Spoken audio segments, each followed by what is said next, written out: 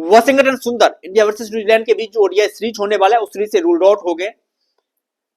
उसकी जगह पर आयुष बदोनी को चांसेस दिया गया है, जो कि ऑलराउंडर है, काफी कमाल की बल्लेबाजी भी करते हैं, गेंदबाजी भी काफी कमाल कर लेते हैं, लोअर ऑर्डर में आकर के स्टेबिलिटी जो टीम में प्रदान करते हैं। आप लोगों ने एलएसडी के लिए भी इन्हें खेलते हुए देखा है, किस तरीके से आयुष बदोनी ने काफी कमाल का परफॉर्मेंस करके दिखाया, वहां पर भी बेहतरीन परफॉर्मेंसेस करके दिखाया, बेहतरीन फिनिशेस करके दिखाया। बहुत सारे मैचों में उनकी अहम पारियां जो है आप लोगों को याद होगी, और अभी डोमेस्टिक सीजन में भी काफी कमाल का परफॉर्मेंस रहा है, बेहतरीन परफॉर्मेंस रहा है। विजय हजारे ट्रॉफी की बात करें, सैयद मुश्ताक अली ट्रॉफी की बात करें, काफी कमाल का कॉम्बिनेशन दिखाया है आयुष बदोनी ने, जिसका उन्हें यहां पर जो है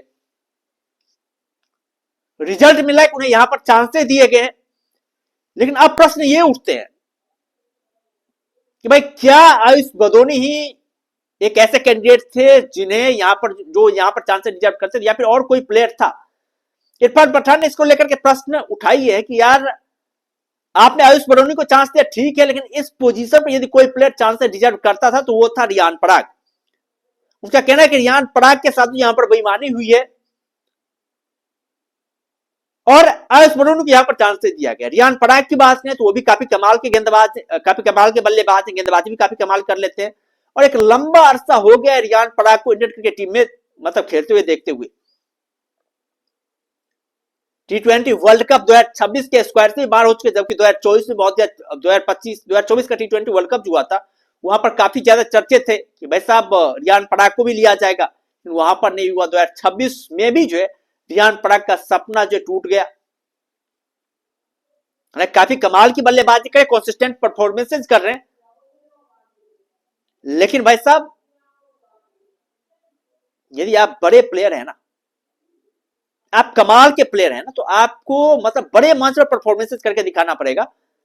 रियान पराग को इंटरनेशनल मैचेस में बहुत सारे अवसर मिले, ऐसा नहीं है कि रियान पराग को इंटरनेशनल मैचों में चांसेस नहीं दिए गए, इंटरनेशनल मैचों में चांसेस दिए गए रियान पराग को, लेकिन रियान पराग उस चांसेस को कन्वर्ट कर पाने की हम लोग बात करें तो उस चीजों को कन्वर्ट नहीं कर पाए हैं रियान पराग। और भाई साहब इंटरनेशनल क्रिकेट में यही चीजें हो जाती है, आप कितने भी टैलेंटेड प्लेयर चुने, आप कितने भी बेहतरीन प्लेयर चुने, यदि आपको चांसेस दिया गया हो, आपको अवसर दिए गए, आप उस अवसर को सही तरीके से कन्वर्ट नहीं कर पाते, एक या दो चांसेस को आप कन्वर्ट नहीं कर पाते, तो चाहे तो आप सेट डाउन कर दिए जाते हैं, आप हटा दिए जाते हैं। एक तो चांसेस बहुत ही ज्यादा इंपॉर्टेंट हो जाता है इंटरनेशनल क्रिकेट के लिए।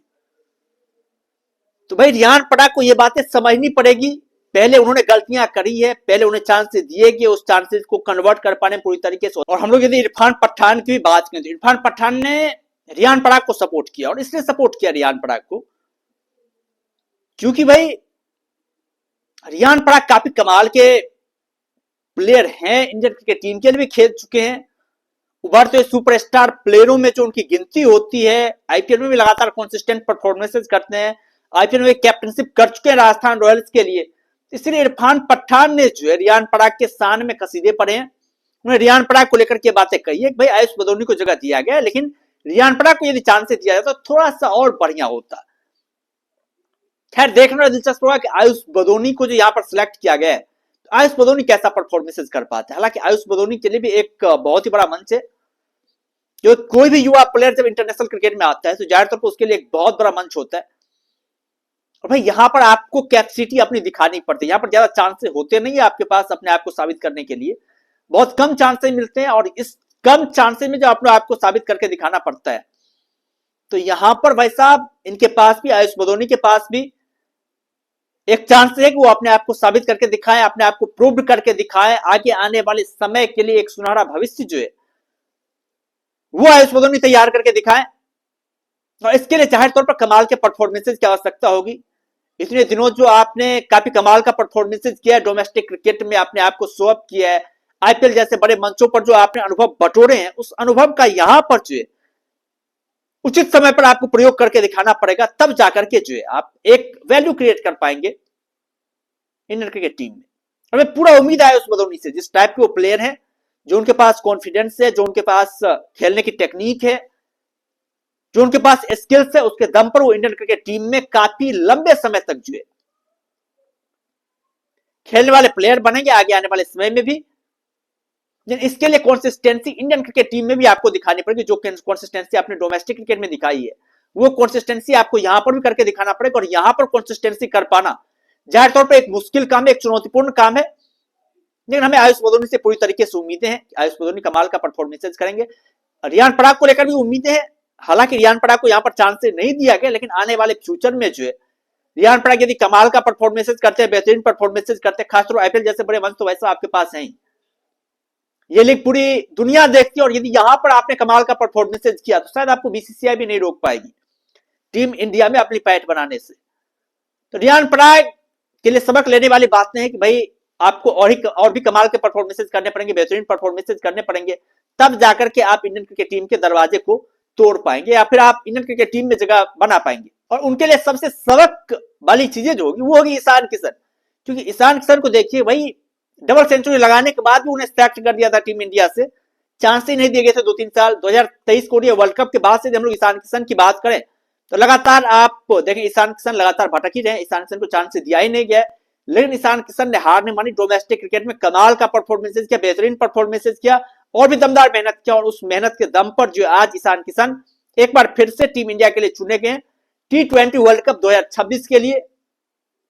तो ये बातें रियान पराग को भी समझनी पड़ेगी कि भाई यदि आपका सिलेक्शन नहीं हुआ है तो कोई कोई वजह जरूर होगी भाई आपके सिलेक्शन के पीछे कि आपका सिलेक्शन नहीं किया गया, तो आपको और ज्यादा बेहतर करने की आवश्यकता है, और भी ज्यादा कमाल के करने की आवश्यकता है।